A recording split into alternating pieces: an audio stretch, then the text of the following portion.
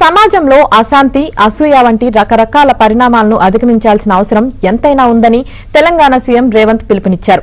సమాజానికి మేలు చేయాలనే ఆలోచన పెంచడం ఎంతో మంచిదని, రాష్ట్రంలో, దేశంలో ఒక విధమైన ఉద్వేగాలు, మనుషుల మధ్య విద్వేషాలు పెంచేలా వాతావరణాన్ని కలుషితం చేస్తున్నారన్నారు సీఎం రేవంత్. దీని నుంచి బయటపడేందుకు బుద్ధుని బోధనలు ఎంతో అవసరమని ఆయన తెలిపారు. హైదరాబాద్ మహేంద్ర హిల్స్ లోని మహాబోధి బుద్ధ విహార్లో జరిగిన బుద్ధ పూర్ణిమ వేడుకల్లో ఆయన ముఖ్య అతిథిగా పాల్గొని ప్రత్యేక ప్రార్థనలు చేశారు. అవసరం ఉంది ఇప్పుడున్న పరిస్థితుల్లో. కాబట్టి ఈ రకమైన కార్యక్రమాలు మీరు ఏది చేపట్టినా మా ప్రభుత్వం వైపు నుంచి దేశజాలు లేకుండా సంపూర్ణమైన సహకారం ఉంటుంది. ఇలాంటి రాష్ట్రానికి, దేశానికి ఇప్పుడు అవసరం, అత్యవసరం.